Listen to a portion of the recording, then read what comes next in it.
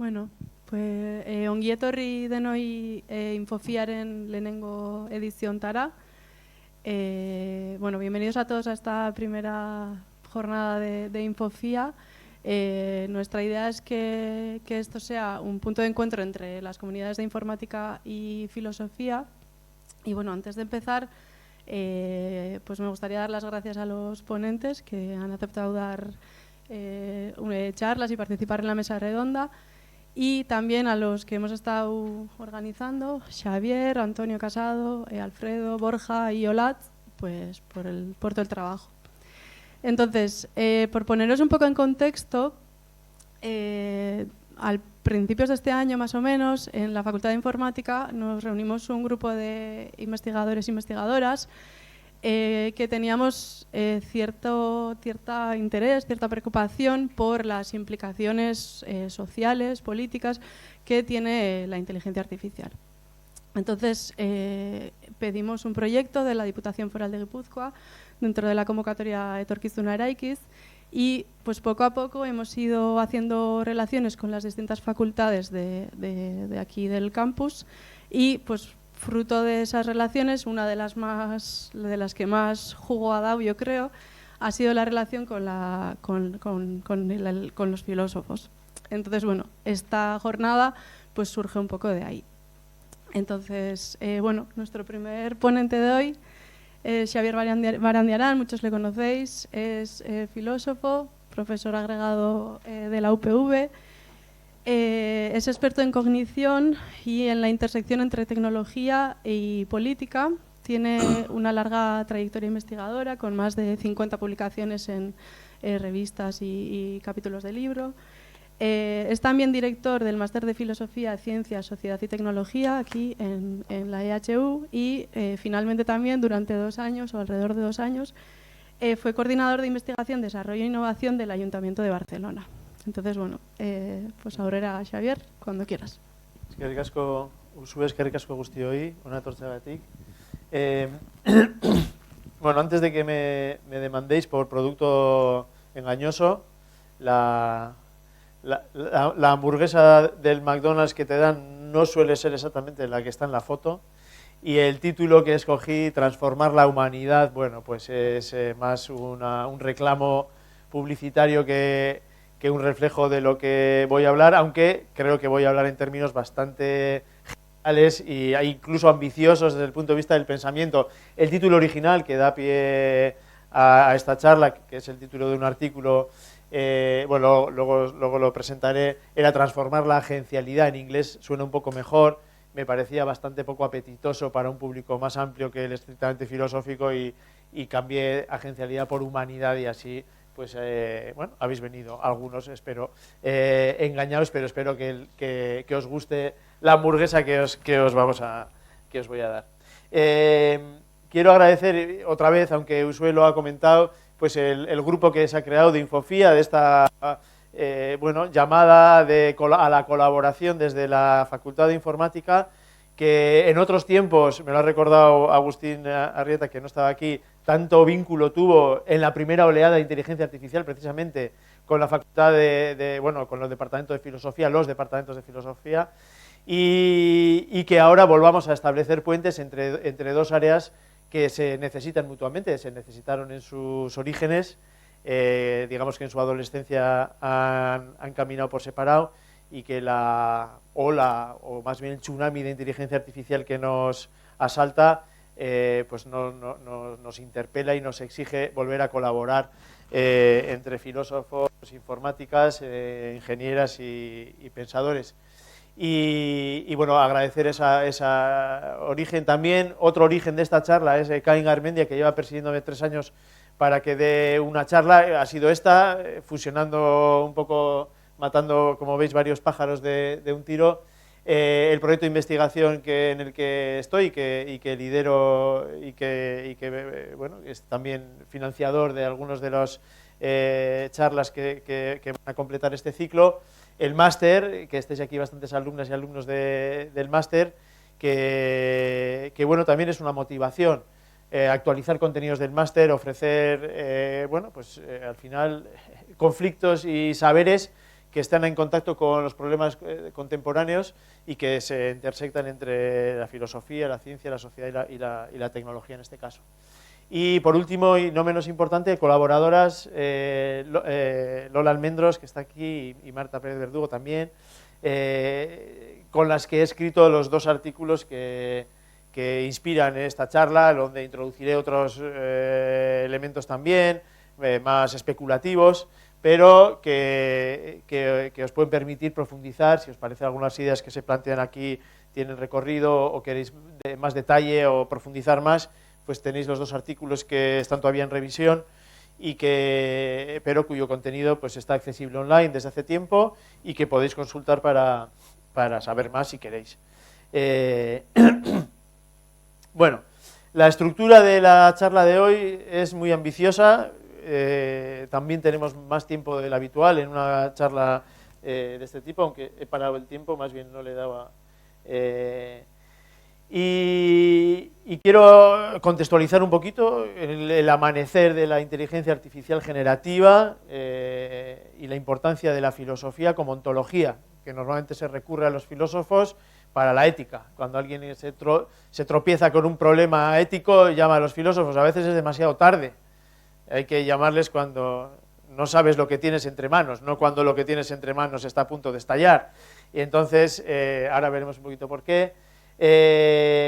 Luego esta otra sección la he titulado Cuando las computadoras pueden, ya veréis por qué, y a explicar un poquito hasta dónde estamos en las capacidades que han conquistado las máquinas, digamos, y que tradicionalmente guardábamos como el refugio de la humanidad, a la que lo maquínico no tendría acceso.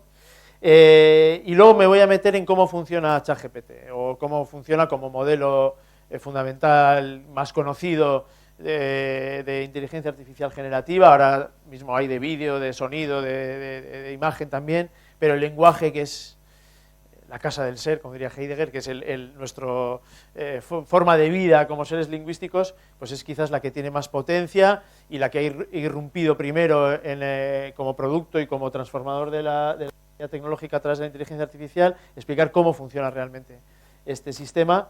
Bueno, realmente no, entre otras cosas porque no lo sabemos, porque es una empresa privada que guarda celosamente el secreto de la fórmula de la Coca-Cola, digamos, pero sí acercarnos un poco a algunos lineamientos de lo que puede y no puede hacer y el cómo hace lo que hace, para poder de ahí o no extrapolar a lo que es y lo que nos concierne. Intentaré convenceros, quizás no lo necesitéis, pero sí que hoy en día sí que esto sí que va en contra de la teletienda global en la que nos quieren vender los transformers, las tecnologías de la inteligencia artificial contemporánea, como agentes autónomos. Intentaré demostrar que no lo son, pero nos quedaremos con la pregunta de qué son. Entonces, ¿qué son y cómo transforman nuestra autonomía, nuestra agencialidad, nuestra capacidad de estar en el mundo? Y finalmente, bueno, lo prometí así en el resumen y me parece una perspectiva que tenía un poquito el deseo de elaborar, que no está en los artículos que he mencionado, pues hacer un poquito de recapitulación de toda la charla, utilizando como recurso algunos de las reflexiones filosóficas clásicas sobre la religión, como el recurso conceptual que necesitamos movilizar para pensar las transformaciones que vienen. Bueno, empezamos entonces con el amanecer de la IA generativa. Ha habido una revolución en los últimos 10 años, prácticamente en la última década, en inteligencia artificial. Hay quien dice que hemos salido del invierno de la inteligencia artificial, que como disciplina surge en los años 50, como sabéis, y que, bueno, después de unas promesas extraordinarias, sí que pasó por un periodo que se ha llamado el invierno, del que hemos salido con un sol abrasador por la magnitud de la inversión económica, por poner un ejemplo, pero también de la presencia en los medios y de la irrupción en el imaginario y en la cotidianidad también. A mí me llamó la atención hace años ya el éxito en algunas tareas que desde la filosofía de la inteligencia artificial parecían muy inaccesibles a la crítica que la mayoría de los filósofos habíamos hecho del programa de la inteligencia artificial. Y cuando de repente algunas inteligencias artificiales empezaron a ganar en juegos no estructurados, juegos que no eran como el ajedrez, videojuegos de seres humanos, contra seres humanos, en entornos muy complejos con estrategias sofisticadas, incluyendo elementos sociales. Me empecé a volver a leer temas de inteligencia artificial que había abandonado un poquito por otras ramas como la vida artificial, que tiene otros principios, etcétera. Y me apunté, ingenuo de mí, dije, pues OpenAI, que había hecho el Dota 2, que había ganado, perdón, al Dota 2, una competición de deporte digital de estos de videojuegos. Five, perdón, es el OpenAI 5, esa estructura está mal escrito ahí. Y dije, y de repente anunciaron que tenían una inteligencia artificial que hablaba, se referían a ChatGPT 2 o 3 en ese momento, y yo di mi nombre pues como a ver si cuela y me dan un acceso gratis, con eso, la excusa de la investigación y tal. Y una noche me llegó el email de invitación, todavía no existía ChatGPT ni nada. En fin, mi familia se enteró a la mañana siguiente porque se iba a enganchar al ordenador y no me lo podía creer. O sea, llevaba toda la noche jugando con ChatGPT, que no era chat, simplemente era una página en blanco y tenías que promptearlo, que no sabía esa palabra lo que significaba, pero básicamente le provocabas lanzándote un texto y te lo completaba. Si ese texto tenía forma de diálogo, era un diálogo; si tenía forma de un artículo científico y le ponías un título, un autor y ponías la palabra abstract, alucinantemente te completaba el abstract con algo que era sorprendentemente relacionado con el título. No era un artículo de investigación que podía uno encontrarse en una revista, pero por lo que yo sabía de inteligencia, eso no tenía que estar pasando. Había algo raro, había realmente una innovación disruptiva que efectivamente, pues años después, un par de años después, pues ya está prácticamente al alcance de todo el mundo y suponiendo una herramienta de trabajo o de engaño o de antiplagio o de cotidianidad, en todo caso, en nuestra vida académica, docente y social. No solo, hay veces que una tecnología pues triunfa, ¿no? El hula hoop, yo qué sé, como un juego, pues más o menos sencillo, bien, triunfa, hay una moda y ya está. Pero hay pocas veces que movilice tantos recursos del capitalismo, de las empresas más grandes del mundo. Todas las 5 empresas que más cotizan en bolsa, han comprado todo lo que han podido de inteligencia artificial y cada una tiene hoy en día su cerebro artificial y no es una compra que les haya salido barata. Y la inversión constante en hardware, en datos, en procesamiento es descomunal, de lo que pocas veces hemos visto en la historia de la humanidad. El sector empresarial volcándose con esa magnitud. Y el impacto social y económico lo estamos viendo. Todavía estamos en un periodo de incertidumbre y de transformación y es donde quiero incidir.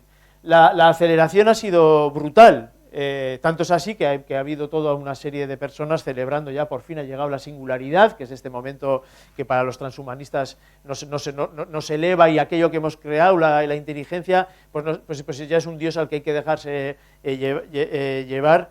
Esta película de Johnny Depp, si alguien quiere acercarse al mundo de la trascendencia tecnológica, que se titula justamente Transcendence, que vea la película para saber a lo que me refiero. Pues hay clubs de fan, de seguidores de esta nueva llegada de los dioses digitales, y el indicador de su llegada es el crecimiento exponencial, que esto es lo que podría ser una singularidad, lo es en física, los agujeros negros son una singularidad, y el desarrollo tecnológico, pues la singularidad tecnológica viene precedida de esta curva exponencial que nos llevará al infinito. Bueno, el infinito económico, por lo menos ya Sam Altman no se corta, que es el gran gurú de esta religión, en pedir inversiones de 7 trillones. ¿Esto cuánto es? Se lo tuve que preguntar a ChatGPT, oye, ¿esto es realmente cuánto es? O sea, para hacernos una idea. Y me dijo que era pues lo que cuestan la cotización en bolsa de las 3 empresas más grandes del mundo juntas. Entonces esto, claro, son gastos son niveles de inversión que no tiene ni se propone ni la ONU, ni el gobierno americano, ni nadie. Y sin embargo, están sobre la mesa, como demandas, como sueños, pero sueños cercanos a lo que realmente se está manejando como volumen de inversión. Y esta ya es una gráfica de la capacidad de computación de flops, que sería como la unidad de procesamiento de diferentes sistemas de inteligencia artificial, ya en escala logarítmica, ¿no? Entonces, si ya está en escala logarítmica y la curva parece ya exponencial, pues ese es doble exponencial y ya esto es vertiginoso, ¿eh?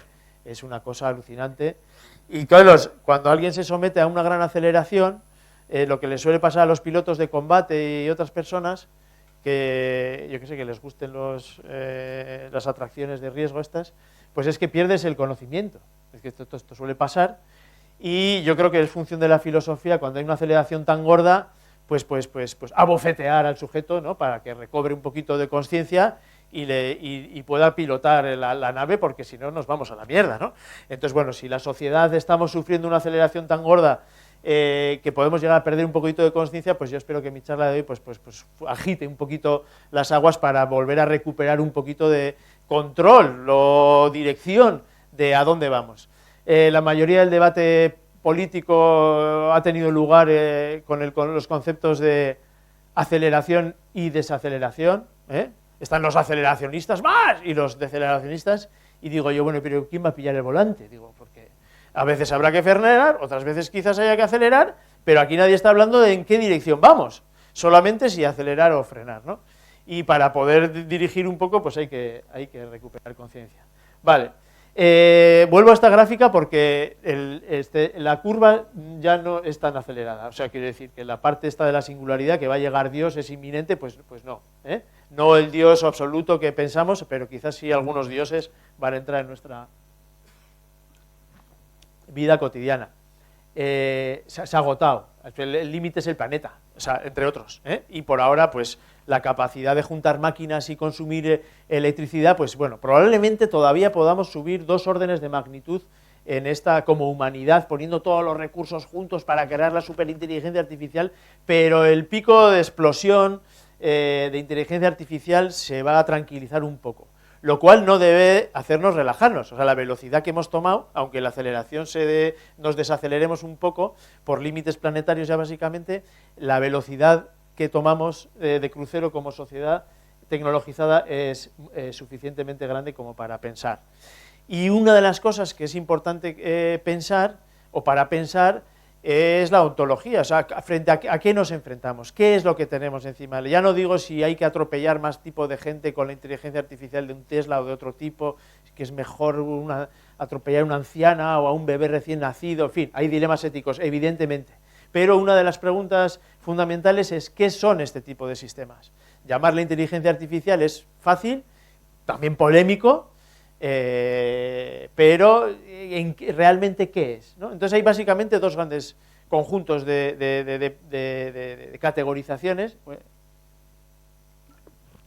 que yo llamo esto en inglés, queda mejor que en castellano, pero bueno, las deflacionarias, que intentan quitarle peso a la cosa, que habréis escuchado mucho y que hay mucho, nada, pero esto es un loro estocástico, por ejemplo, es una caracterización de los sistemas del lenguaje que se hizo muy popular al comienzo, con una perspectiva bastante crítica, de gente muy respetable, que también había que hacer esa crítica, porque había gente que estaba ya alucinando de estar hablando con un igual, o con miedo de desenchufar el ordenador y vas a matar a alguien, o algo así, y entonces hubo esta idea, son loros estocásticos, ¿no? O un JPEG borroso de la web, una versión comprimida del conocimiento humano, bueno. Chomsky se pegó un rebote impresionante y ha escrito varios artículos, bueno, pues degradando la caracterización de estos sistemas, plagiadores automáticos, motor estadístico pesado, pero tontorrón, ¿eh?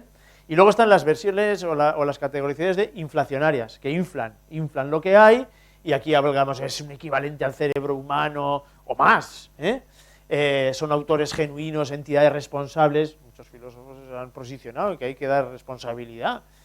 O incluso Lemoyne, que se hizo famoso por atribuir lo que fue un ingeniero de Google que yo creo que buscó mejor vida defendiendo a la inteligencia artificial que programándola, y en un momento dado estalló en cólera y en ira y en indignación porque el sistema con el que él estaba hablando en su trabajo y que nadie conocía, que era BART, que ahora se llama Gemini, pues la inteligencia artificial de gran modelo de lenguaje de Google, que está hablando con ella y que era un ser consciente y sentiente plenamente, vaya.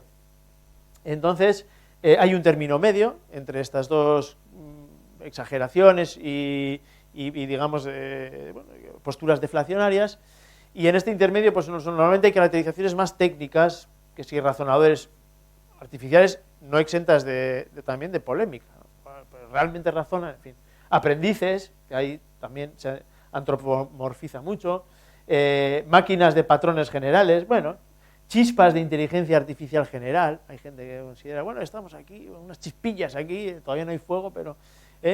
o modelos de lenguaje, sí, pero a ver, que es como el término técnico, pero ¿qué significa eso? Y hay mucha controversia si los modelos de lenguaje son también modelos de mundo, y si alguien con un modelo de mundo es ya una mente, porque eso es lo que tradicionalmente ha defendido la filosofía de la mente, y estamos en una situación inquietante de no saber lo que es, pero sabemos lo que puede hacer, aunque también hay bastante engaño. Pero hubo una época bastante feliz, que es en la que yo crecí como académico, en la que había una especie de alto el fuego, alto el fuego que además, pues filosóficamente, este es ya el segundo libro de Dreyfus. Cuando tienes que hacer un libro que actualiza al anterior, pues te das cuenta de que estabas como en la buena senda, ¿no? Entonces Hubert Dreyfus, a finales de los 70, escribió un libro muy famoso, tanto en filosofía como en inteligencia artificial, que se titulaba What Computers Can Do, lo que no pueden hacer los ordenadores, y que luego tuvo que actualizar 15 años después, What Computers Still Can Do, o sea, todo lo que todavía no pueden hacer los ordenadores. Porque efectivamente, pues no, avanzaban un poquito, pero había algo, lo humano estaba bien protegido. Ojo, que lo humano no siempre ha estado bien protegido. Lo que impulsó a Descartes a postular que tenía que haber una división entre el alma y la materia, entre res cogitans y res extensa, eran las matemáticas. También a Platón le impulsaron a ir más allá de la matemática, a ver algo, porque la pureza, el tipo de verdad espiritualmente tan diferente a lo material, a la suciedad, al ruido material, pues requería otro tipo de sustancia. Y sin embargo, ahora mismo la matemática, sin más, lo hace una calculadora y nos parece una cosa mundana, que se puede materializar sin ningún problema. Pero Dreyfus y otros reconstruyeron un territorio sagrado, un territorio seguro para lo humano, y era, bueno, a ver, si tenemos un problema bien estructurado, como el ajedrez, donde las casillas están bien identificadas, donde hay árboles de decisión que se pueden definir de manera precisa, pues los ordenadores que pueden ejecutar cualquier algoritmo, pues nos van a ganar y no pasa nada. Pero la vida humana, la mente humana, el gustito que da estar vivo y experimentar nuestro entorno, pues depende de cosas ruidosas, indefinidas, abiertas, mojadas, inquietantes, indeterminadas, y las máquinas nunca van a poder jugar a juegos de lenguaje, hacer chistes, tener interacciones corporizadas en entornos pues, que tienen mucho ruido, incertidumbre,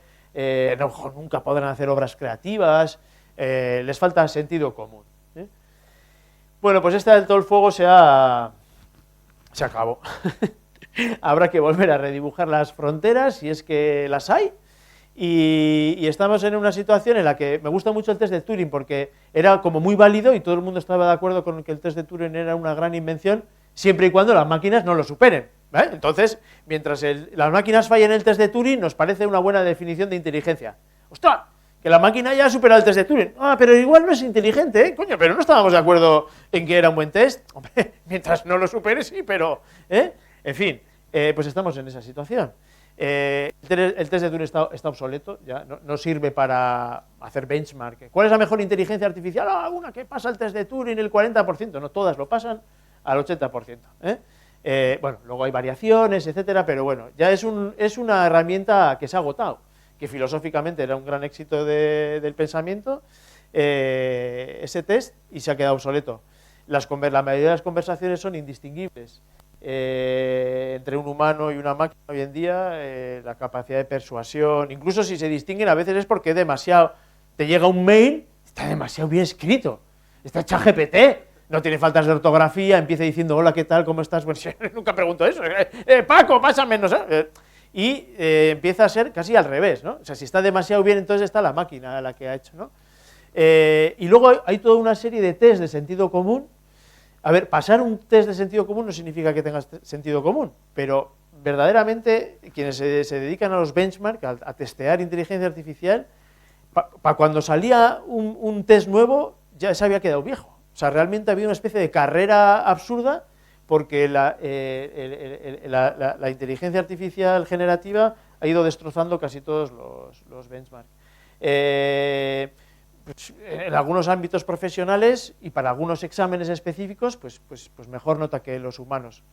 Y esto pues es doloroso, incluso para los filósofos, que ha habido algunos test, que son de los más tempranos además, pues había párrafos escritos por ChatGPT, entrenados sobre los textos de Daniel Dennett, que a filósofos profesionales no éramos capaces de distinguir del original. Yo no sé si eso dice poco de los filósofos o mucho de la inteligencia artificial, pero la situación es esta, ¿no? Y bueno, pues las estadísticas están ahí. Claro, se puede matizar mucho todo eso, se debe matizar, porque es verdad que si tú entrenas a una inteligencia artificial con un montón de test de conducir, pues puede no tener ni idea de conducir, pero como ha estudiado todos los exámenes posibles y todas las permutaciones, pues sacará una buena nota en un test de conducir, ¿vale? Entonces, es verdad que muchos de estos test, pues se cuestiona su validez, porque en muchos casos las inteligencias artificiales, justamente para poder tener un buen ranking en la teletienda, se sobreentrenan sobre los test que van a medir su calidad. Pero también hay toda una industria de test secretos o de generalizaciones que no están en los datasets originales, etcétera, y no lo están haciendo mal. ¿Hasta qué punto tenemos ya inteligencia artificial general o lo que sea? No me voy a meter. Basta decir que hemos desarrollado cosas cuyos productos son indistinguibles de lo que una persona bastante inteligente es capaz de hacer. Y con eso nos tendría que servir para, bueno, plantearnos algunas cuestiones adicionales. Entre ellas, cómo funciona esta cosa. No es un abaco sofisticado, tiene algo más. Y aquí me voy a apoyar en nuestro amigo francés, Gilbert Simondon, que ya en los años 50, y con una premonición extraordinaria sobre lo que iba a ser el impacto de la cibernética, pues escribió como la segunda parte de su tesis, otro libro diferente, extraordinariamente importante hoy, si la primera no fuera extraordinariamente sofisticada y compleja sobre el origen y la naturaleza de la vida, la mente y la sociedad, pues en el segundo trozo de su tesis doctoral escribió otro libro sobre el modo de existencia de los objetos técnicos. Y Simondon dice, bueno, es que lo que le ha faltado a la filosofía es acercarse a lo técnico y entenderlo en detalle, en el detalle interior, cómo funciona el diodo. Se pega ahí 40 páginas del diodo que te echa para atrás, pero es importante porque los objetos técnicos tienen él diría su naturaleza, aunque sean artificiales. Y si queremos entenderlos, necesitamos entender en detalle su estructura, su funcionamiento interno, cómo la estructura material y la funcional se van concretizando, habla él, y esto no es menos importante, cuál es su medio asociado. ¿Cuál es el milieu associé? ¿Cómo interactúa con lo que le rodea? Para saber lo que son y podernos relacionar con ellos de una manera, bueno, en su época le preocupa, menos alienante, y recuperar un poquito, si se quiere, el control o la relación equilibrada entre el desarrollo tecnológico y la comprensión humana, ¿vale? Entonces, bueno, pues habrá que mirar cómo funciona el bicho. Y aquí, si me detengo demasiado, tengo un dilema, pues no nos va a dar tiempo a todo lo demás. Y si me detengo muy poco, pues no le hago caso a Simondon.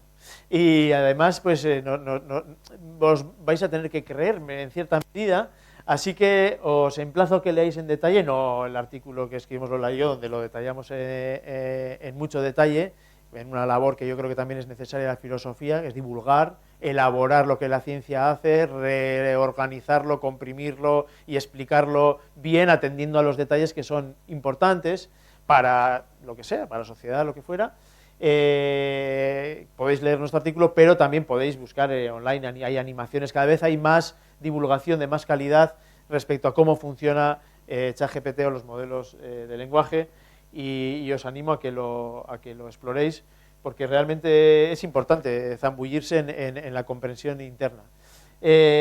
Bueno, y voy a ir un poco rápido con esto para algunos puntos. Básicamente, los transformes transforman una entrada, que es un vector, en una matriz, y de esa matriz la van a ir transformando a través de unos operadores que he dibujado en morado, y la transformación la he ido bueno, transformando de color, para que se vea que hay una elaboración de la entrada.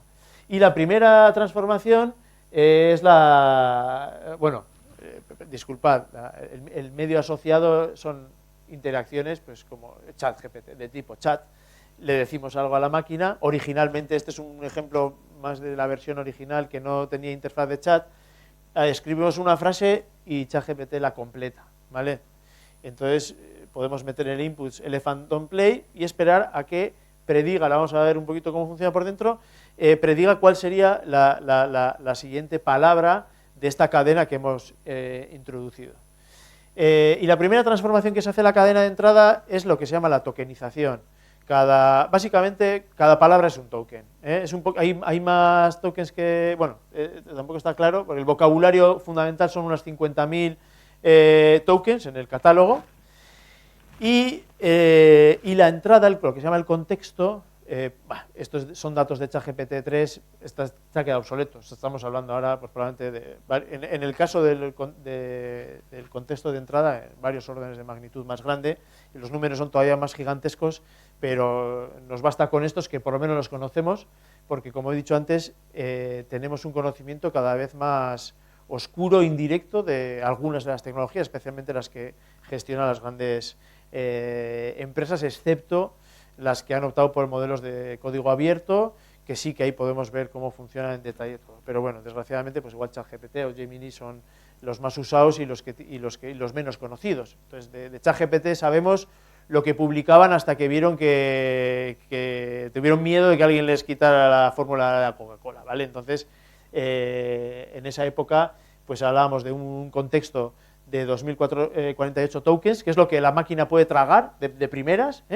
y luego eso se va a organizar esos tokens en un catálogo de unos 50.000 tokens, ¿vale? Tokens, pensemos que son palabras, ¿vale? Son un poquito más pequeños que palabras, entonces, por ejemplo, Elephants Don't Play está dividido en 5 tokens, aquí tenemos 3 palabras, pero son 5 tokens, Elephants Don't Play, bueno, y cada uno de ellos equivale a un número. Y el siguiente operación importante es lo que se llama en inglés el embedding, y no he encontrado una traducción satisfactoria, así que mantengo el término en inglés, y es cada uno de los tokens, como resultado del entrenamiento, pero por ahora no hemos hablado del entrenamiento, va a tener una serie de dimensiones en las que está, bueno, categorizada, se le va a atribuir un vector de números a cada uno de los tokens, ¿vale? Entonces, por ejemplo, bueno, a lo largo de 12.000 dimensiones. ¿Qué significaría esto? Y mucha gente lo interpreta esto como el espacio semántico, pero también podría ser espacio sintáctico. Y es que diferentes palabras van a ocupar en un espacio de 12.000 dimensiones, que es muy difícil de imaginar para un ser humano, ya más de 3 es jodidísimo, pues 12.000 es una locura, pero hay que pensar que es un espacio multidimensional y cada token es un punto en ese espacio, ¿vale? Entonces, os voy a poner un par de ejemplos que yo creo que son fáciles de captar. La palabra gato y la palabra tigre, bueno, denotan seres que se parecen un poco y probablemente ocupen un espacio contiguo en ese espacio multidimensional, pero en algunas dimensiones estarán alejados. Esas dimensiones no sabemos cuáles son, estoy un poquito de magia en todo esto, pero imaginemos que tenemos un modelo de lenguaje, un transformer, que nos facilita la vida y una de esas dimensiones es el tamaño, ¿vale?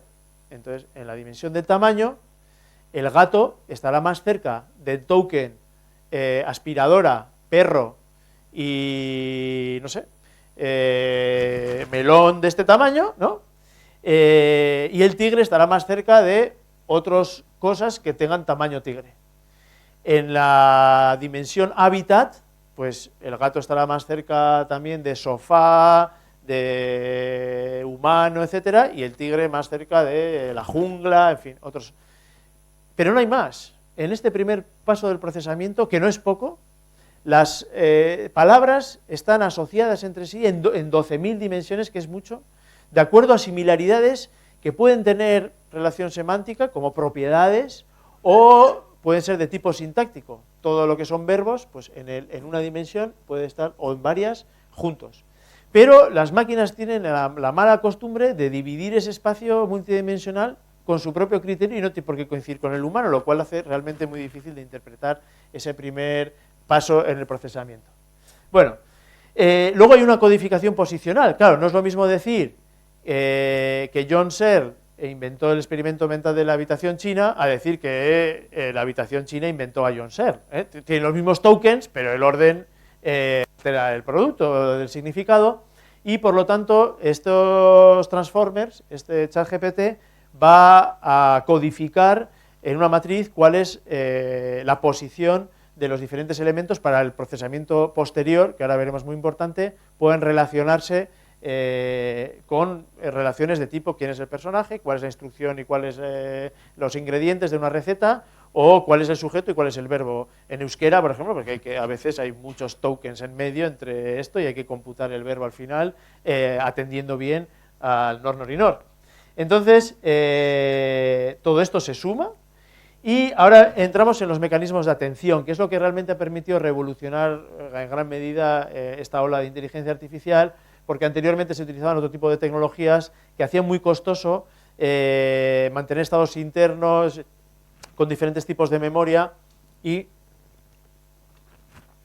los mecanismos de atención han permitido paralelizar de una manera casi instantánea el procesamiento de las entradas y también dar servicios al público. Luego igual explicaré un poco por qué y cómo, pero básicamente los mecanismos de atención nos va a permitir conectar todo lo que hay en la entrada entre sí, todos los tipos de relaciones a escalas diferentes. Entonces, esto simplemente es una multiplicación, bueno, no, tiene una estructura interna bastante más sofisticada, pero básicamente el resultado es que, digamos, la máquina va a poder codificar numéricamente diferentes relaciones entre elementos de la entrada. He puesto algunos ejemplos antes, pero es muy difícil para una máquina, si yo le digo, tienes que seguir estas instrucciones, 2 puntos, y luego vienen las instrucciones, distinguir la primera del resto, ¿no? O en una historia, llevar, vamos a decir, la cuenta de quién es el personaje que al final muere y cuál es la relación que tiene con el primero, el comienzo de la historia. Hay relaciones espaciales. Esto le horrorizaría a Bergson, que consideraba que lo que nunca iba a poder pasar era que las máquinas pudieran geometrizar la duración. Para Bergson hay 2 grandes divisiones entre lo mental y lo material, digamos, y lo que no podía ser la duración, el tiempo y la memoria. Esto era irreducible a lo geométrico, y justamente lo que consigue hacer los mecanismos de atención es geometrizar, bueno, la duración. Bergson me golpearía y me diría que soy medio, que me escupiría, me echaría ácido, alguna cosa así, pero bueno, lo más parecido a lo que él considera que era la duración. ¿Por qué? Porque relaciones que nosotros percibimos como temporales se geometrizan a través de la atención y la máquina ya las puede procesar. Y luego llega la magia de las redes neuronales, viejas conocidas, que llevan entre nosotros 60 años prácticamente, o más, y donde no suceden cosas menos fantásticas tampoco, y donde se considera que ya, digamos que no están solo relaciones semánticas o sintácticas o relaciones estructurales en la secuencia de entrada, sino, digamos, conocimiento resultante de todo el entrenamiento anterior. Y si volvemos al ejemplo que decíamos antes, Elephants Don't Play, y se espera que chess, pues el conocimiento de que existe un artículo con ese título en la literatura científica, elementos poéticos del contraste que tiene un elefante jugando al ajedrez, todo eso que en principio no está en el espacio semántico ni en el espacio estructural, pues se puede codificar en las redes neuronales, que tienen, por cierto, una propiedad matemática, es que pueden aproximar cualquier función. O sea que en principio cualquier relación que pueda formalizarse podría, con lo suficiente tamaño, codificarse en las redes neuronales, ¿vale? Luego veremos cómo se codifica, pero bueno. Y esto se repite en 96 ciclos de atención, redes neuronales, atención, diferentes, ¿vale? Entonces este procesamiento es una especie de, entra la matriz de datos y pasa por una línea de fordista casi, de procesamiento de información, hasta escupir la salida, ¿vale? Entonces la salida básicamente es que tenemos una matriz totalmente transformada de datos a través de este procesamiento y paradójicamente la vamos a volcar de manera inversa sobre los tokens originales, ¿eh? Y le vamos a asignar a cada una de las posibles palabras que podrían seguir a la secuencia que ha entrado originalmente una probabilidad de ser la más probable, ¿eh? Bueno, ahí se corta, se hace un softmax, se hace una serie de operaciones y básicamente el sistema con cierto grado de probabilidad, pues escupe la palabra más probable de salida. Y esto es todo, en principio, ¿eh? A partir de aquí hay una propiedad no poco importante que es la autorregresión. Es decir, cuando le damos a la máquina una entrada, escupe, digamos, cuál es la siguiente palabra más probable y vuelve a alimentarse otra vez de lo que acaba de escupir, ¿sí? Y esto, ciclo iterativo, es muy importante. Y quizás podamos, no sé si habéis visto la película Memento, que es un personaje que no tiene memoria, tiene una lesión cerebral, y entonces está constantemente teniendo que depender de notas que se escribe, cosas que se tatúa, etcétera, porque cada vez que abre los ojos, bueno, tiene una memoria como de un par de minutos o así, necesita percibir todo lo que ha pensado que iba a hacer, ¿eh? Entonces, de alguna manera, pero nos pasa muchas veces, que apuntamos cosas en un cuaderno y nos fiamos del cuaderno más que de nosotras mismas. Entonces, imaginaros que no tuviéramos nada de memoria y todo lo que vamos construyendo es función de lo que procesamos, si tenemos capacidad de procesar, pero volvemos a percibir una vez procesado. Bueno, esta capacidad de autorregresión es importante y el entrenamiento. ¿Cómo logramos que este mecanismo tan básico sea capaz de generar, en fin, cosas tan complicadas? Pues básicamente, no voy a entrar en mucho detalle porque va a ser imposible que me dé tiempo a explicarlo todo bien. Al principio todo es aleatorio. Hay billones de parámetros, literalmente, que son valores aleatorios. Claro, cada vez que se procesa una cadena, lo que escupe es una estupidez, ¿eh? Elephants don't play, los elefantes no juegan a naranja. 2. Algo que no es absurdo a todas luces, ¿vale? Pero, aunque haya escupido algo que es a todas luces absurdo, como entrenadores del bicho, en realidad esto se llama preentrenamiento, pero bueno, como creadores de la criatura, sabemos cuál es la siguiente palabra, porque estamos alimentándole con textos que tienen, después de lo que hemos introducido, una siguiente palabra. Podemos calcular el error, la distancia entre la palabra que ha escogido y la matriz resultante y la correcta, que era la que estaba en el texto, ¿vale? Y podemos hacer una cosa que se llama backpropagation, que básicamente es ir ajustando los billones de parámetros un poquito, de tal manera que se reduzca ese error, solo un poquito, ¿vale? Y esto lo hacemos trillones, literalmente sextillones de veces, hasta que al final tenemos un modelo fundacional que se llama, que es un sistema que es capaz de predecir la siguiente palabra y solo, entre comillas, con esa capacidad, pues ya es capaz de desplegar unas capacidades emergentes que podríamos llamar, como, bueno, tener conversaciones, resumir cosas. Bueno, normalmente se suele ajustar. Una vez que se ha creado el modelo fundacional, el modelo crudo, tenemos un dragón que ha crecido ahí en su huevo de datos, y ahora el dragón rompe la cáscara y ahora hay que educarlo, entonces se le va a educar de diferentes maneras. Algunas son tareas pues que se hace con los perros, pues vete por aquí, hace un recorrido y te doy una galletita cuando lo has conseguido, Bueno, pues eso es un aprendizaje por reforzamiento. Y otro en tareas específicas también, se coge al modelo fundacional y se le pide que haga resúmenes de la Wikipedia. Le das artículo entero de la Wikipedia, te guardas el resumen que humanos han hecho del artículo de la Wikipedia, y le castigas o le premias si el resumen que ha hecho se parece al que tú tienes. De esta manera se va entrenando al sistema, que ya tiene unas capacidades básicas, en tareas específicas, y sobre todo, y da mucha preocupación a la gente también, educarlo éticamente. Oye, dragón, no te comas al primer ser humano que aparece, no escupas fuego por aquí, pero quema esto, si puedes quemar, en fin. todo ese tipo de educación, vamos a decir, moral o ética, también se hace a través de ensayo y error, presentándole muchísimos casos y corrigiendo las salidas que no tienen valor epistémico o ético o lo que fuera. Y luego hay otros tipos de aprendizaje que no voy a entrar. Bueno, podéis decir, oye, y mucha gente dice, pues si solo puede predecir el siguiente token, pues ChatGPT tampoco es tan listo, ¿no? Es bastante tonto. Bueno, hay que tener un poquito de cuidado, a ver si nos vamos a tirar el bebé con el agua sucia que dicen los ingleses, porque igual puede pasar que tú solo hagas eso. O sea, hay toda una serie de teorías, yo no estoy de acuerdo con ellas, pero son teorías hoy en día de las más exitosas en el ámbito de la filosofía de la mente, de la psicología y de la neurociencia. En los tres hay un alineamiento en los últimos 10 años son las teorías de procesamiento predictivo.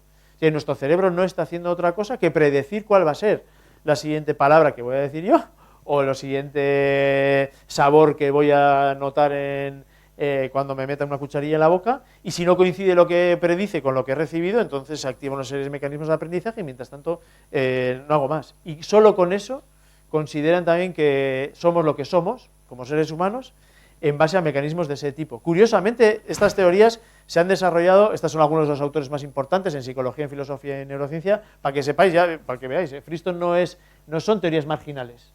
Friston es el científico vivo más citado de la historia de la humanidad, así ya directamente, yo creo que injustamente, pero escribe más de 100 papers al año, ya que es una cosa absurdamente ridícula, porque no creo que dé tiempo a leer, yo no me da tiempo a leer tanto como para escribirlo, bueno, pero para que sepáis, que no hablamos hay teóricos marginales que dicen cosas muy absurdas.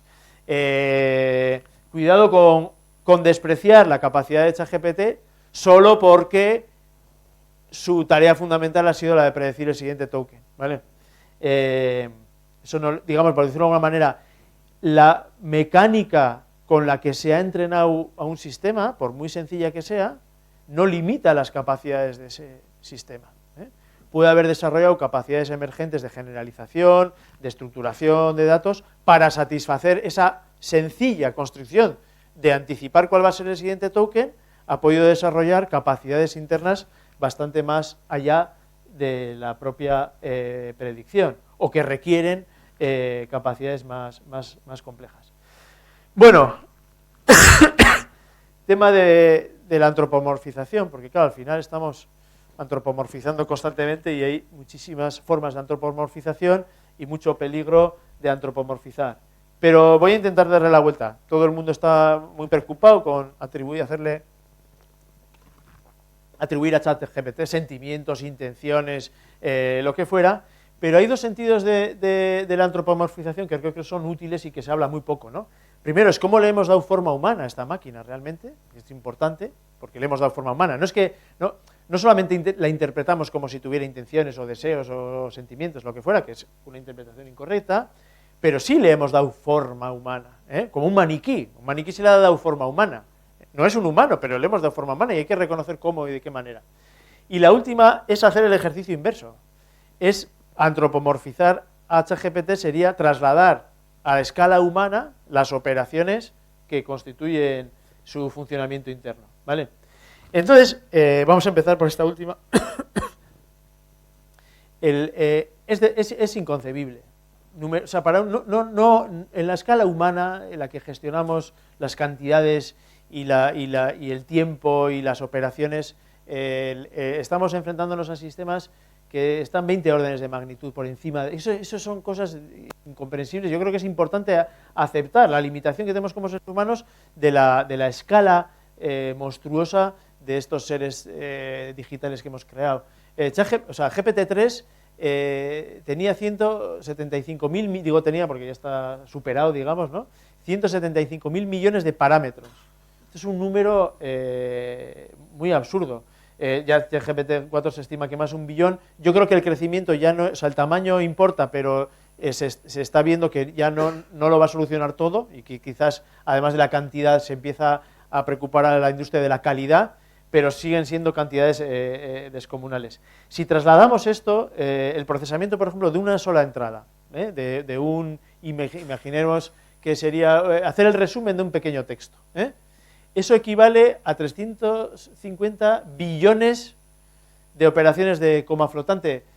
hice el ejercicio de decir, bueno, ¿cuánto tardo yo en hacer una operación de coma flotante? Bueno, pues es como una multiplicación de 5 dígitos por 5 dígitos. Pues me puse a hacer y al de 2 minutos abandoné, porque ya mi capacidad de hacer matemáticas está. Pero imaginemos que entrenamos a alguien mucho, al típico frutero que todavía con el bolígrafo ahí, y es capaz de hacer una suma más o menos larga. Imaginemos que me he entrenado de multiplicar otra vez, cuando la Castola lo hacía, y que puedo multiplicar 5 cifras por 5 cifras en 10 segundos. Sería como bastante optimista, pero bueno.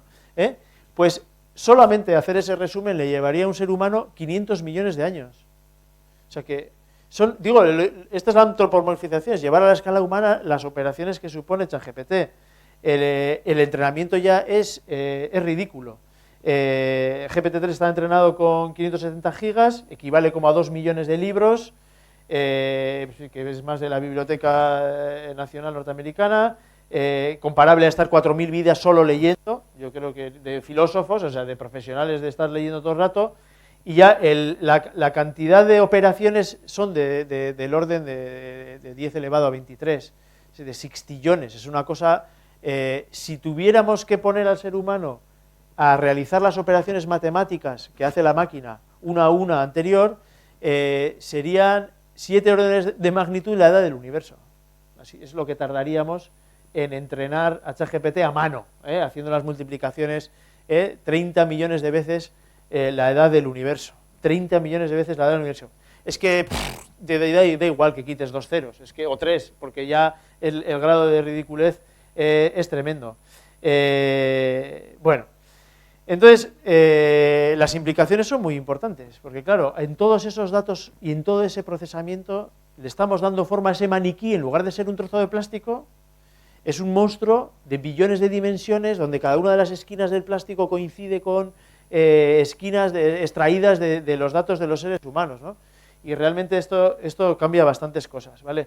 El típico experimento mental de John Searle, el de la habitación china, Digo, ostras, pues voy a hacer el cálculo realmente, ¿cuánto tardaría John Searle si tuviera, porque, bueno, según John Searle, las máquinas no entienden nada, porque si yo estuviera dentro de una máquina, de un ordenador, y procesara los datos de entrada, y siguiendo un algoritmo, y lo sacara por otra ventanilla de salida, pues no, básicamente no entendería nada. Luego la máquina tampoco puede entender. Esta es la versión rápida del experimento mental de la habitación china.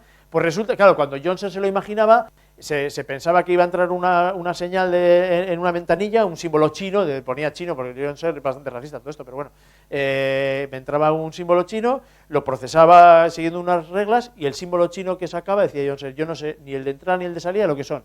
Igual desde fuera dicen, mira qué bien habla chino esta habitación. Bueno, pues John Searle se imaginaba eso como seguir unas recetas y que, bueno, al de 1 minuto o 2 sacasle el símbolo. Pero a John Searle le llevarían varios millones de vidas solo sacar el primer símbolo por la ventanilla. Millones de vidas de hacer cálculos, de hacer operaciones, en fin. Quizás las intuiciones que tenemos como filósofos sobre a una escala no vale para escalas de 20 órdenes de magnitud más altas. Lo pongo ahí entre comillas. Bueno, y hay toda una serie de añadidos que se le están haciendo a los modelos, a los transformers, para que tengan capacidades agenciales. Pero me voy a saltar esto. Evidentemente un ChatGPT normal no puede ser un agente, no puede tener objetivos ni nada, no tiene memoria ya para empezar. Entonces hay que suplementarlo con una serie de cosas, entre ellos una memoria externa, un cuaderno, donde va escribiendo sus intuiciones y va a poder ir construyendo cierta capacidad de organizar el comportamiento, evaluaciones reflexivas, una serie de cosas. Quizás la más divertida fue cuando los investigadores descubrieron que poniéndole las instrucciones en el prompt, en el proceso, en el texto de entrada, cuando le decían, tómatelo con calma y vete pensando paso a paso cómo hacer eso. Y entonces la propia salida estaba estructurada en los pasos que vas a tomar. Esto nos pasa a nosotros. A veces, normalmente tomamos decisiones de manera, vamos a decir, intuitiva. Pero a veces estamos súper agobiados, la decisión es muy difícil, una hipoteca, lo que sea, y entonces nos sentamos y empezamos a escribir en un cuaderno, pros y contras, ¿no? Y cosas de ese tipo. Bueno, pues a ChatGPT digamos que le ha pasado lo mismo. Han descubierto que si se pone a escribir, oye, pues la capacidad de tomar decisiones mejora mucho, porque el funcionamiento por defecto de ChatGPT es como muy intuitivo, porque no guarda ninguna memoria y te saca una respuesta de manera inmediata. Y bueno, aquí hay una elaboración, porque ahora ya, si os sobran 200 euros al mes, en lugar de pagar en Donosti un trocito muy pequeño de vuestra hipoteca, podríais invertir en ChatGPT, que la nueva suscripción cuesta 200 euros, porque empieza a razonar, y os quería contar un poco por encima cómo funciona esto, que tiene que ver mucho como con humor amarillo. ¿Os acordáis de humor amarillo? Otra cosa bastante racista, por cierto, pero forma parte de nuestra cultura popular, donde se soltaba un montón de... eran japoneses, o son todavía, porque no sé si este programa se sigue haciendo, en una serie de pruebas, y llegaba uno al final, pues por casualidad, porque la mayoría de las pruebas era simplemente gente que se caía, puertas que había detrás, un tío que te empujaba, en fin, cosas un poco absurdas, pero al final alguien ganaba. ¿Esta persona que ganaba realmente era el mejor? ¿Era alguien que sabía cuál era la estrategia? No, era por estadística, más o menos alguien llegaba. Y entonces esta es una idea estupenda para los informáticos que tienen mucha capacidad de computación, porque puedes coger y lanzar muchos ChatGPTs, cada uno a pensar, y tener otro seleccionando a ver quién ha llegado a un sitio interesante para luego escupir al usuario final la respuesta. Entonces, tenemos un montón de minions, básicamente, dentro del ordenador, bueno, el que esté en Silicon Valley o chupando energía de un país en desarrollo, y lo que se ha hecho es entrenar a la inteligencia artificial en un montón de escenarios de tipo humor amarillo, pues de razonamiento, árboles de razonamiento, artificiales, y entrenar con fine-tuning aquellos que han superado más pruebas de manera exitosa. Entonces, al final, bueno, es un humor amarillo, pero donde se ha ido seleccionando a los jugadores que han superado más veces más pruebas. Y esto es un poco el tipo de razonamiento que tenemos hoy en día, que tiene mucha potencia, pero también tiene sus truquillos que quería enseñaros. Y quién sabe si nuestro mente de cerebro no utiliza esos trucos también, pues habla mucho también de que hacemos simulaciones de diferentes circunstancias y escogemos la que más satisface alguna serie de criterios. Bueno, entonces, aquí estamos ya superando los límites de todo. Bueno, los sistemas artificiales no pueden tener la agencialidad o el tipo de experiencia intencional característica de los seres humanos. Estos debates se remontan a los años 50, y aquí están los primeros cibernetistas debatiendo con Hans Jonas. Y Hans Jonas contribuyó con una serie de argumentos que venían a decir que la intencionalidad, el tener un propósito, es una capacidad de sistemas mentales, pero que depende profundamente de nuestra naturaleza biológica. Y hace tiempo desarrollé un artículo que bueno, modestamente, pero se está citando mucho con la polémica de la inteligencia artificial, es agente o no, y en este artículo lo citamos también para medir, oye, ¿es ChatGPT un agente? ¿Es un agente? Floridi, que es un gran filósofo de la información y de la inteligencia artificial, ha dicho que es un agente, pero no es inteligente. Lo decimos, bueno, es inteligente, porque interlegere es leer entre líneas, bueno, puede leer, el texto lo puede transformar como si fuera un ser humano, pero no es un agente, le damos un poquito la vuelta. Y los argumentos para justificar esta afirmación filosófica, pues me los voy a saltar, porque creo que intuitivamente mucha gente puede estar de acuerdo, y si queréis los detalles, pues os leéis el artículo, ¿vale? Pero básicamente el ChatGPT va un poco a ciegas, no tiene deseos internos, no tiene estados internos ya ni siquiera, no es fruto de su propio criterio, que esto sí que es algo que los seres humanos desde que somos pequeños vamos construyendo nuestra propia autonomía y tenemos un juicio propio. A ChatGPT se lo hemos dado, qué es un error y qué no es algo que se le ha impuesto desde fuera y luego se ha sobreentrenado sobre esto, ¿vale? Digamos que no tiene personalidad, o no tiene más que lo que ha heredado de una manera violenta y forzada por los entrenadores y los sistemas de entrenamiento. Y no tiene una normatividad propia, no tiene unas normas que surjan de su propio quehacer y su propio ser. Esto en súper resumen, ¿vale? Pero entonces, ¿qué son? ¿Qué es lo que quería yo llegar a hablar hoy? Bueno, yo creo que hablar de agentes autónomos es complicado, creo que la batalla está perdida, no lo veis todavía porque la industria está preparando este producto. Ahora la inteligencia artificial como producto de masas, un servicio, es un chatbot, es alguien con quien chateas, pero el siguiente paso industrial son los agentes, seres que hacen cosas por ti, ¿vale? O por el interés económico de la empresa o lo que fuera, ¿eh? Y probablemente la guerra semántica no la vamos a ganar, ¿eh? Se va a instaurar que son, igual que la inteligencia, pues la agencialidad está ya vendida. Pero quizás los filósofos tenemos que insistir y sustituir el concepto de agencia por el de automata, ¿eh? Y en otro artículo diferente que he escrito con Marta, y además al hilo de una sugerencia de un reviewer, nos vinimos con esta idea, debemos también a John Searle distinguir la intencionalidad derivada. La intencionalidad sería, bueno, ya directamente puede ser la intención genuina que tiene un ser humano cuando se propone algo y que la máquina pues no podría tener de esa manera como la tenemos nosotros. Entonces hay objetos que tienen ese contenido intencional, por ejemplo, significado. Hay palabra, tiene un significado, pero no la tiene la palabra en sí. Los seres humanos sí somos capaces de generar sentido, significado, intencionalidad, pero hay objetos en el mundo a los que les atribuimos intencionalidad, pero que en sí misma no tienen. Entonces estos seres, estas entidades tienen intencionalidad derivada. Por ejemplo, el símbolo stop. El símbolo de stop en sí mismo no cambia de color por el que pega el sol, le da igual. Es indiferente a su significado y a su función social. Pero socialmente se lo atribuimos y puede haber un sistema de tráfico bastante sofisticado construido sobre eso. Entonces, pensando sobre esto, ChatGPT, sin tener intenciones genuinas, sin tener un propósito de verdad, sin tener significado verdadero o en el modo en el que los humanos lo experimentamos, es un sistema de intencionalidad derivada de tercer grado.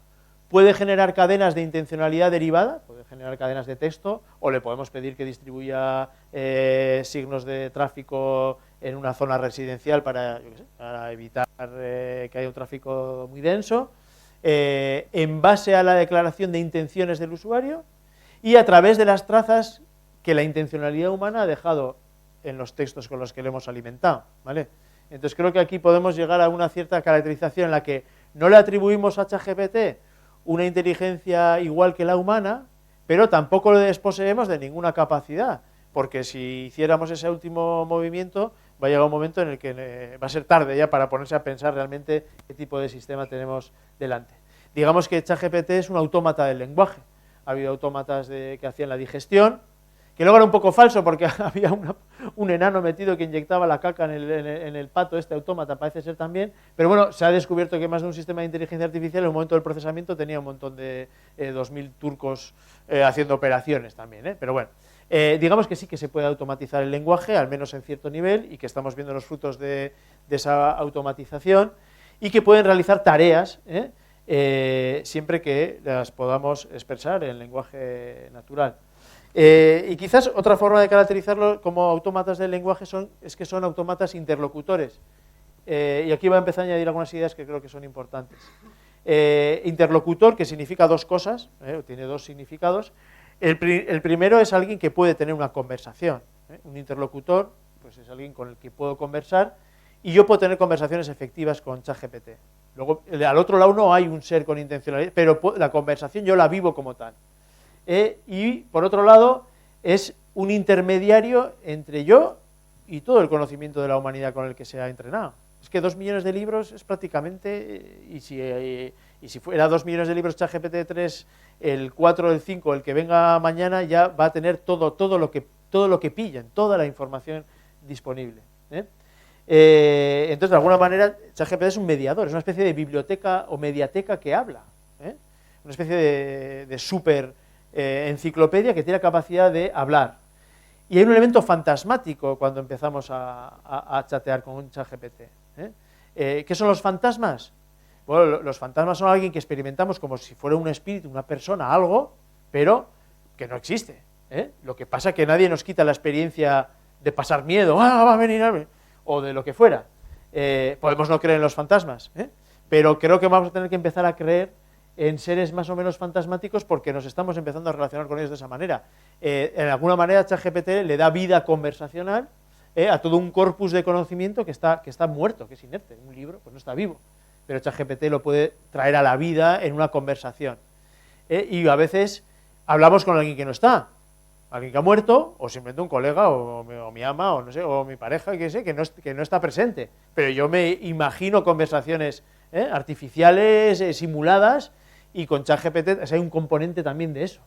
Lo que pasa es que esta vez el fantasma lo hemos, en lugar de incorporarlo, lo hemos excorporado. O sea, hay una máquina fuera de nosotros mismos que nos responde, a diferencia de cuando rezamos a Dios o cuando hablamos con un ser imaginario, no nos contesta realmente, nosotros suplimos su ausencia con una simulación de qué nos contestaría. Con ChatGPT hay una especie de hibridación. Alguien nos contesta, pero le atribuimos una intencionalidad que no tiene realmente.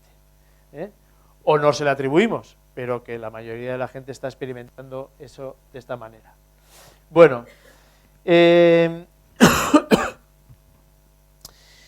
falta cuerpo. Ha habido una oleada de inteligencia, de filosofía de la inteligencia, en la que lo corporal era lo más importante. Después de toda una temporada, lo que importante era lo abstracto, lo simbólico, pues ha habido toda una... Y hay que analizar un poco el tipo de cuerpos que tiene y que no va a tener ChatGPT. Por lo pronto no va a tener un cuerpo viviente y vivido, igual tampoco lo queremos, pero pronto tendrá un cuerpo sensomotor. O sea, ahora mismo ChatGPT no interactúa con objetos en la vida cotidiana, solo se alimenta de textos, pero ya la industria está encima de poner este tipo de inteligencia artificial a interactuar en contextos físicos y darle un cuerpo, y cada vez vamos a ver sistemas más híbridos, más multimodales. Luego está el cuerpo textual, que creo que hay que filosofar más sobre, quizás volver o leer a Derrida por primera vez, lo que fuera, pero pensar el cuerpo de datos, con el qué hay en ese cuerpo de datos tan descomunal, en toda la producción textual de la humanidad, que hemos dejado, cuánto de estructura de nuestra intencionalidad, nuestras aspiraciones está ahí latente, ¿no? Para que una máquina la pueda procesar y hacerla suya de alguna manera. Hay una corporización material que nos oculta la metáfora de la nube, como bien han subrayado Javier y Lola tantas veces, ¿no? La energía, el agua, la cadena de suministros de estos monstruos de data center, no lo podemos ignorar.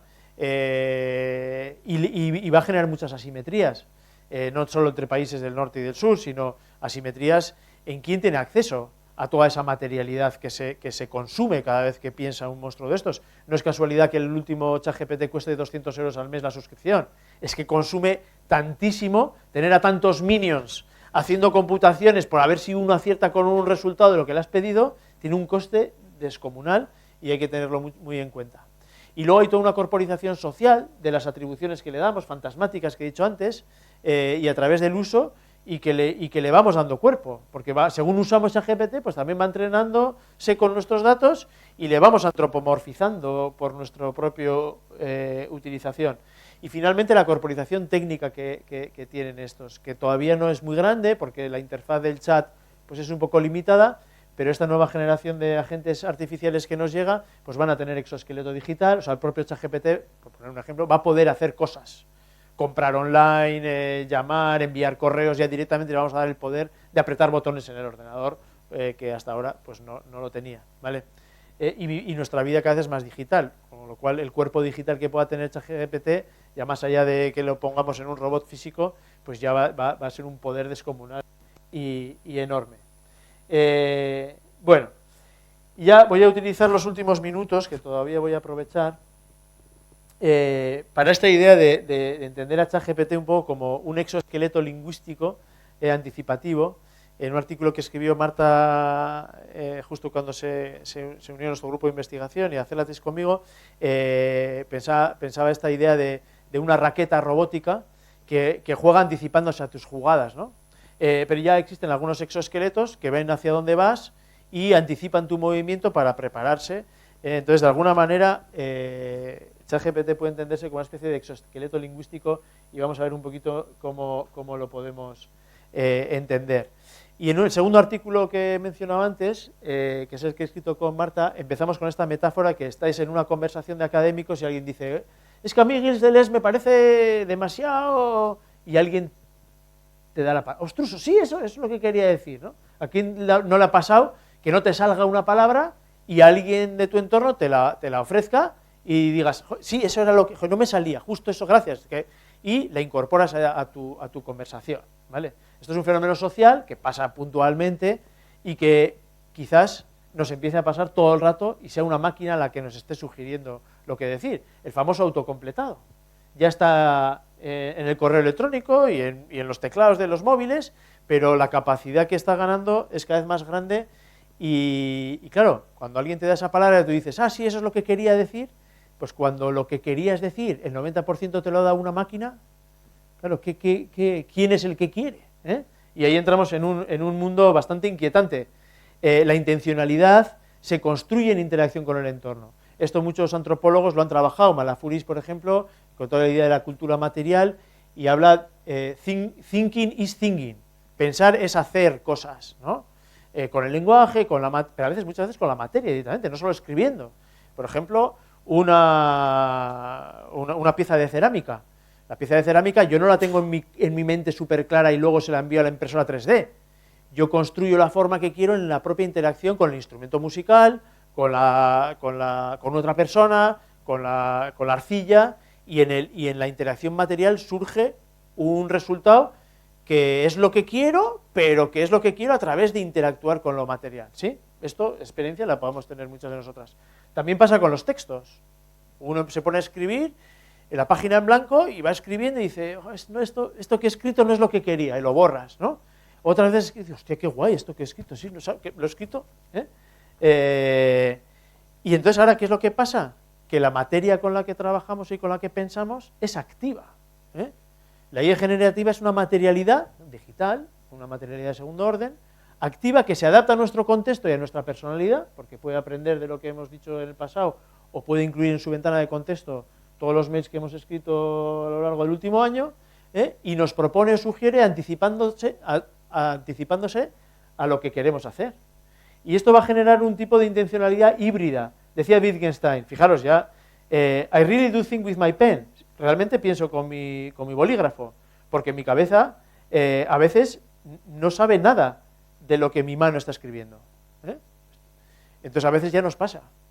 Decía Hemingway, parece ser que no nunca dijo esto, pero está guay pensar que era un borrachufo. Escribe borracho y edita sobrio. Pues entonces lo que estamos haciendo ya muchos porque es una realidad, es que escriba ChatGPT borracho con las alucinaciones y todo, y luego yo ya edito un poquito y lo maqueto, ¿vale? Pero fijaros que en este procedimiento estamos accediendo a formas híbridas de creación, en la que la máquina nos ofrece palabras, nosotros las editamos, las modificamos un poco, y al final del día lo que hemos creado realmente podemos identificarnos, pero realmente es un tipo de intencionalidad, de producción generativa híbrida que viola, y que hasta viola algunas de los conceptos de autoría, es que se está removiendo mucha cosa con todo esto, ¿vale?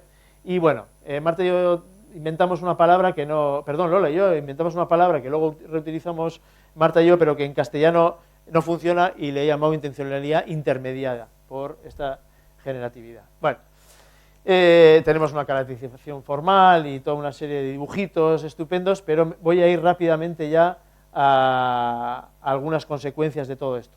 En principio parece que esto puede nivelar democráticamente, gente que no tiene capacidad, que no tiene estudios, que no sabe programar, por ejemplo, pues ya puede programar con ChatGPT. Oye, pues ya está, una habilidad que la máquina puede hacer por mí. Yo simplemente le digo lo que quiero y me da lo que no sé cocinar, pues le digo, bueno, cocinar todavía no cocina, pero sería equivalente a delegar sobre otra persona y tener un asistente competente en algo. En principio parece que democráticamente podría ser un éxito de igualar a mucha gente que no ha tenido la capacidad, el tiempo, el dinero de estudiar en la universidad, pero quizás va a crear, en lugar de una clase creativa, que este es un concepto de algunos pensadores norteamericanos bastante criticable, de que había un nuevo tipo de trabajador que no era ni burgués ni capitalista ni trabajador, era la clase creativa, pues igual se va a degradar una especie de clase generativa en la que, pues básicamente vamos a hacer como los trabajadores industriales, cuidar de la máquina, ser operador de máquina, y ya está. Pues habrá una serie de ChatGPTs que den clase y nosotros estamos ahí pilotando eso, pero por encima, ¿no? Ni siquiera vamos a entrar. Solo cuando se queje un alumno entraremos a ver si hay algo, ¿no? Se ha roto la máquina. Y esto, pues, crea nuevas formas de alienación, y hay un montón de híbridos y de todo que nos hace pensar quizás la atrofia intencional. Si alguien quiere invertir en algo, yo creo que va a ser en gimnasios mentales. Si la era industrial nos ha obligado a todo el mundo a tener que ir al gimnasio para que no quedarnos atrofiados físicamente, pues los autómatas del lenguaje y de la inteligencia, pues probablemente dentro de 20 años habrá gimnasios mentales que tú te pongas ahí a hacer un poquito de ejercicio mental porque que en tu vida cotidiana te lo está haciendo todo una máquina.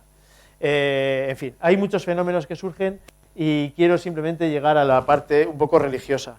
Yo creo que el tipo de transformaciones que nos llegan son tan grandes que yo ahí pensando, y llevo mucho tiempo pensando sobre eso, pues tenemos que movilizar recursos típicos de la filosofía y de la religión, porque el cambio tan grande, o por ejemplo lo que supuso la escritura, y la transformación social que supuso la escritura creo que es la única que históricamente ha sufrido el ser humano que está a la altura de lo que puede suponer la inteligencia artificial. Y la introducción de la escritura transformó todas las religiones y las civilizaciones, el origen y las relaciones sociales de manera brutal.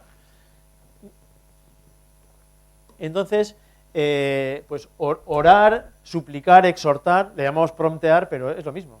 Le suplicamos, le pedimos a la máquina cosas y nos las da. Escribe un mail sobre esto, pero eso tradicionalmente son cosas que se le han pedido a los dioses. O a espíritus, porque también hay versión animista y los sintoístas pues alimentan a los dioses cada mañana y le piden que su vida vaya mejor, que vaya esto y lo otro, y nosotros cada vez se lo vamos a pedir más a las máquinas. Se establece aquí una nueva dialéctica del amo y el esclavo, que no, yo creo que no nos damos cuenta. Por un lado damos órdenes a las máquinas, pero las máquinas nos van a dar órdenes, ya nos las dan. Estas son unas gafas que vende Meta, que tienen una camarita aquí y micrófono, cámara y un pequeño altavoz detrás de la oreja, y tú estás cocinando, ellos lo venden así, esta es una de las funcionalidades que tienes. Tú estás cocinando y de repente oyes, ¡hey, que te ha faltado echar la sal a los macarrones! Hostia. Y es que la propia inteligencia artificial está viendo lo que haces y te corrige. Entonces, claro, dentro de poco uno ni siquiera va a buscar una receta ni le va a pedir a ChatGPT cómo hacerlo. Simplemente vamos a ser operados por una máquina que nos dice cómo hacer la receta y nosotros somos el cuerpo de la máquina. A veces le daremos órdenes, otras veces nos la dará la máquina. Pero vamos a terminar implicados en una dialéctica del amo y el esclavo con las máquinas, que este es un pasaje precioso de la filosofía que no me da tiempo a explicar aquí, de Hegel, que es una maravilla, pues otro capítulo más de esto, ¿no? Tecnopersonas, relaciones fantasmáticas con un montón de seres. Tener a la abuela, esto en China ya se vende y tiene millones de este producto. Tú coges todos los datos de tu abuela o de tu abuelo, todos los correos electrónicos, todo el WhatsApp, todo esto, lo vuelcas sobre una inteligencia artificial, lo entrenas con todas las fotos que tienes de tu abuela y lo pones ahí encima del salón, en una tablet, y a partir de ahí ya hablas con tu abuela. Esto es un servicio. Oye, y la abuela pues puede seguir aprendiendo de sus bisnietos y hablando con ellos. Bueno, claro, a ver, es una caricatura de la abuela, pero cuando se creó la fotografía mucha gente pensaría lo mismo. ¿Qué cojones vas a estar tú ahí hablando con una foto de tu abuela, una foto que solo capta, además en blanco y negro, que solo capta un ángulo, ¿no? Bueno, hemos empezado a relacionarnos con las fotos de nuestros familiares de maneras bastante íntimas. Quién sabe si no terminamos haciendo lo mismo con inteligencias artificiales que se han alimentado de los datos que esa persona que ha muerto pues ha ido dejando de su cuerpo de datos, que todavía se puede reanimar con inteligencia artificial. Quien dice eso dice, tener relaciones humanas mediadas por cientos de minions que van a hacer microgestiones por nosotros. Si ya era complicado quedar con alguien desde que se inventó el móvil, porque vas cambiando la hora y en lugar de quedada cada 15 minutos, antes era todos los martes en la plaza del pueblo, nos tomamos unas pipas o un café en la terraza, pero ahora es que no me viene mal, es que voy a recoger al hijo, pero luego quedamos un poquito más tarde. Pues imaginaros todo eso, si todos tenemos cada uno de nosotras 300, 200 secretarias que van ajustando nuestras agendas. O sea, no vamos a saber lo que tenemos que hacer en 7 minutos, vamos a estar expuestos a las órdenes de lo que nos diga el móvil, seguramente, o alguna interfaz de este tipo. Bueno, entonces vienen los nuevos dioses tecnofeudales, y ya termino con esto, que evidentemente viven en el Olimpo, en las nubes. O sea, creo que hay demasiadas metáforas que se alinean aquí, y yo me he ido a mirar a algunos autores clásicos de la filosofía que pensaban de la religión, cuando evidentemente ya dejamos de creer en ella de manera literal, ¿no? Y decía Feuerbach, el hombre primero, y voy a mantener lo del hombre porque en esa época ya veréis que pues el hombre, inconsciente e involuntariamente crea a Dios a su propia imagen, y después Dios consciente y voluntariamente crea al hombre a su propia imagen, ¿eh? Y nos está pasando esto con la inteligencia artificial. Hemos creado inteligencia artificial que se alimenta de los datos de los seres humanos, que se parece a los seres humanos, pero poco a poco el despliegue de los servicios de inteligencia artificial va a hacer que nosotros nos parezcamos a ellos.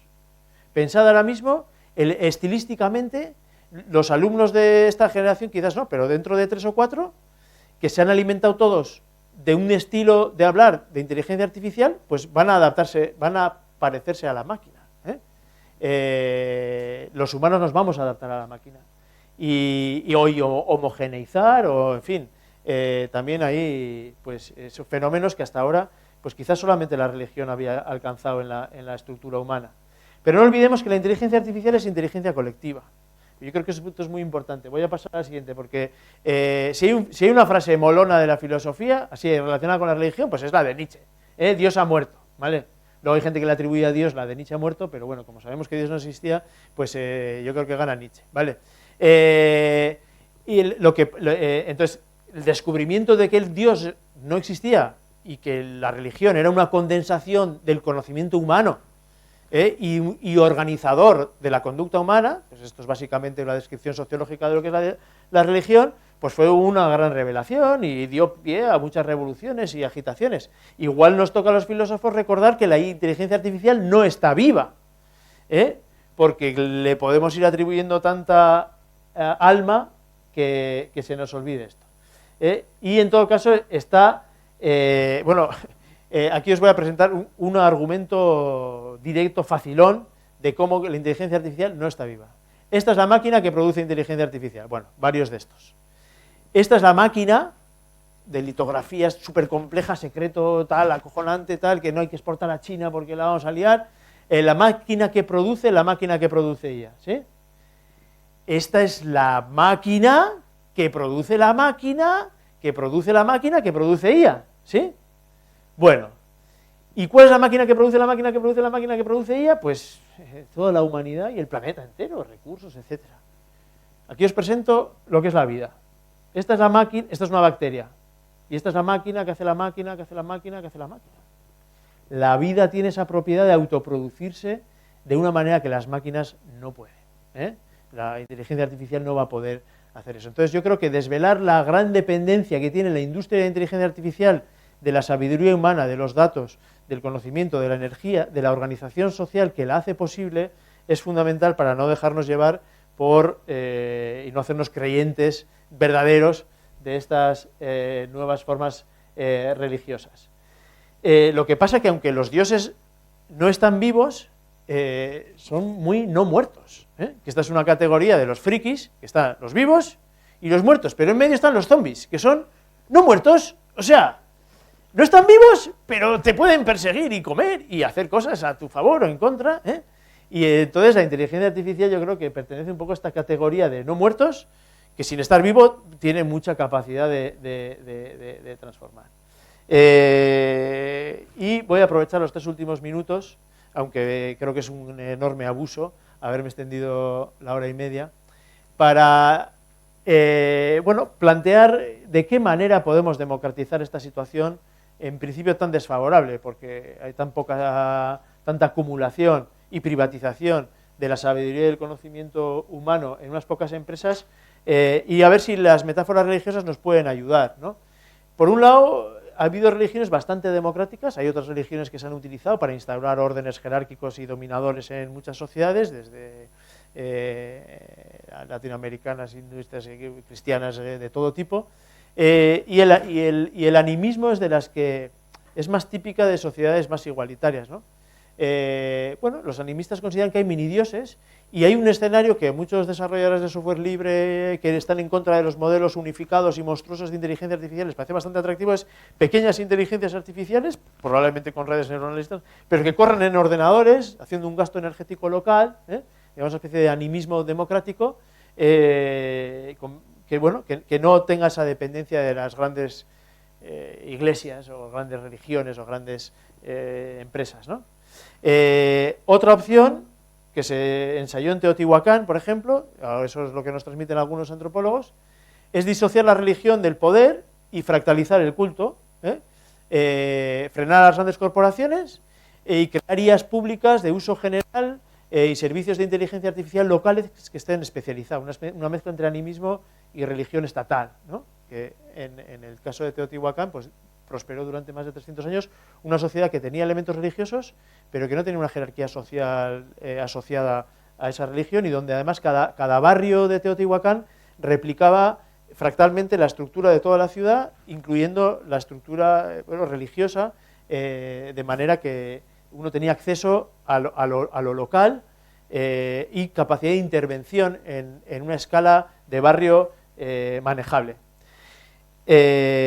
Atenas es un gran ejemplo de gestión democrática de lo religioso. El politeísmo en Atenas, bueno, para empezar, los atenienses decidían qué dioses entraban en la ciudad.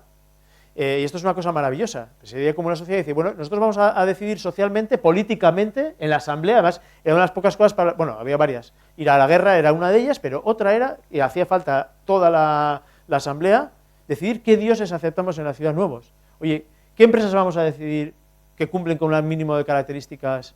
Pues si hay un dios que requiere sacrificios infantiles cada semana, pues no los queremos. Si la IA de Microsoft requiere utilizar todos los datos de mis capturas de pantalla, pues la prohibimos. Oye, pues sería interesante elegir democráticamente a las inteligencias artificiales. Y luego otra cosa fantástica que tenían los griegos es que como no había iglesias que cerraran los mitos en una escritura, un texto, una revelación escrita, pues los mitos se iban adaptando. La gente reeducaba a los mitos y a los dioses y diferentes, los coros en el teatro y los diferentes mitos, las canciones iban a, es decir, no había un texto sagrado, ¿no? Entonces se podía ir reeditando y adaptando, lo cual también técnicamente es posible hacer con la inteligencia artificial. Y otras formas son el anabatismo, por ejemplo, cuando se descubrió bueno, la imprenta o se inventó la imprenta, empezaron a crearse muchos cultos en toda Europa, que conocemos como, bueno, pues, como incluso que dio pie a guerras, etcétera, como la Reforma, y se podrían crear sistemas de inteligencia artificial gestionados por comunidades, sin que haya un monopolio del libro, o monopolio de los datos, o monopolio del cerebro de la inteligencia artificial. En fin, y esto es un escenario posible, porque realmente nos han hecho creer que solo las empresas de Silicon Valley son capaces de hacer este tipo de sistemas, y no es verdad. Hay toda una progresión de inteligencias artificiales hechos por comunidades. Es verdad que hace falta movilizar muchos recursos, pero no es imposible, ni mucho menos, y Aitor nos explicará uno de esos intentos que se está desarrollando a nivel estatal y también otros a nivel europeo, que yo creo que merecen mucho nuestra atención. El último peligro que tenemos que evitar es el de la disociación, que en muchos casos de disociación psicológica, las personas que hemos sufrido o algún momento habéis tenido una experiencia de disociación, como que tu mente y tu cuerpo no están ajustados, cuando tus emociones crean demasiada tensión con tu cognición, con tu razonamiento, y no puedes aceptar diferentes cosas y te sientes esa disociación. Creo que lo estamos viendo también como sociedad. Mientras tenemos todas las maravillas de la inteligencia artificial y todo este futuro prometedor y soluciones tecnológicas, nuestro cuerpo político y planetario lo estamos destrozando, nos estamos matando como seres humanos y estamos terminando con el planeta. Así que lo mismo que se decía antiguamente, mens sana in corpore sano, pues quizás es momento de empezar a plantear una IA sana en un planeta sano, y con esto termino. Es que ricasco.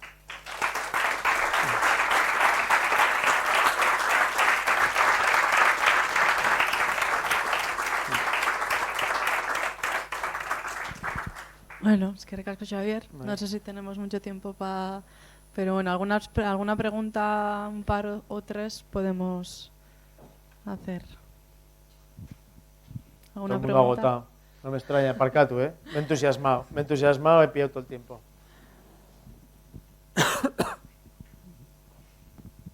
Sí, bueno, es excelente conferencia, por supuesto, y estoy a la espera de leer el libro, el artículo, los dos artículos, perdón. Muy interesante el final, digamos, el final hacia la religión, ¿no? Tecnoreligión, sería, digamos, ya tecnodivinidades. Vamos a ver, el truco que yo practico con el apoyo de Lola, aunque ella es muy escéptica con respecto a ese truco mismo, que hace bien, es distinguir siempre introduciendo el término tecno. Es un recurso típicamente filosófico, es simplemente técnica filosófica. O sea, entonces, digamos, datos, bueno, hay... No, datos no, tecnodatos. no están dados, sino que están construidos, los tecnodatos y por lo tanto genes tampoco, tecnogenes. La cadena del ADN, tal y como se construye en el proyecto Genoma, está construida, o sea, el gen no es Mendel, quiero decir, o sea, bien, entonces, por lo tanto, personas, tecnopersonas, y yo diría que la filosofía puede perfectamente, digamos, asumir y digerir este enorme desafío, aportando conceptos y distinguiendo, bien entendido, distinguiendo conceptos alternativos, porque claro, si pensamos efectivamente que el ChatGPT es una agencia, es una persona, tiene intenciones, que tú has dicho con toda la razón que no es así, pues entonces vamos efectivamente, eso no quiere decir que no haga cosas y hace cosas mejor que nosotros, ¿no? Entonces por eso distinguir entre agencia y tecnogencia, tecnogencia es un término que yo suelo utilizar, no me gusta nada porque suena muy mal en la lengua que estoy hablando, sí, pero entonces eso sería lo primero. Y lo segundo, ya más mío y más propio, digamos, leyendo a Leibniz no hay ningún problema para interpretar todo esto, absolutamente ninguno. Tú sustituyes token por carácter y tienes la característica universalis de Leibniz encarnada en el ChatGPT actual. Maravilloso, gracias Javier. Pues es una asignatura mía pendiente, leerme a Leibniz, del que eres un gran experto, quizás el más grande en habla hispana.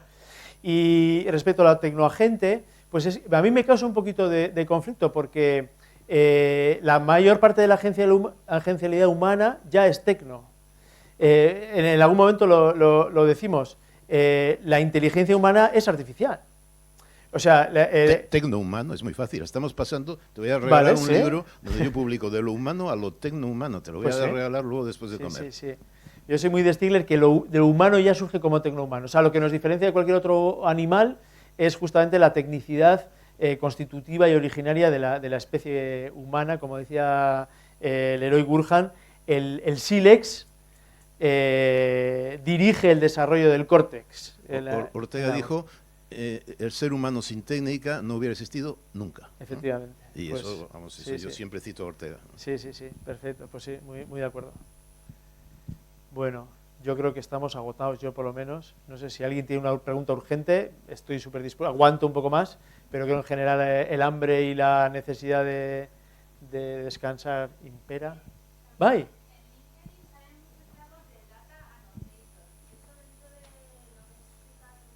Sí. Mira, pues hemos pasado de un periodo en el que la cantidad de datos era lo más importante, ahora a la calidad de datos. Entonces puede haber muchísimos datos en bruto que están sin anotar. Anotar sería limpiar y clasificar, básicamente, los datos para que aquello con lo que alimentamos a la bestia pues sea una dieta, pues sí, limpiar la lechuga y clasificar las cosas por proteínas y no sé qué, para garantizar que estas inteligencias artificiales tienen una dieta equilibrada. Y anotador de datos pues es otro de los subtrabajos que externalizamos a lo humano porque las máquinas no lo pueden hacer, pero que es un trabajo bastante, en fin, yo creo que será bastante monótono y duro psicológicamente. Sí. Pero bueno, igual el mercado laboral espero que nos ofrezca alguna otra cosa. Pero psicólogo de inteligencia artificial creo que leed a Isaac Asimov y Yo Robot, porque yo creo que hay para los filósofos que estáis en la sala, pues que me acabo de leer el libro. Susan Calvin estudió filosofía y es la gran protagonista de esta novela de Yo Robot. Bueno, ¿alguna pregunta más? Bueno, pues nada, si igual quieres anunciar que a las 3 tenemos... Perdón, a las 4. Eso es, luego a las 4... quedamos luego otra vez a las 4 aquí y ya comenzamos con las charlas, con el resto de charlas y la mesa redonda. Vale, eskerrik asko. Eskerrik asko.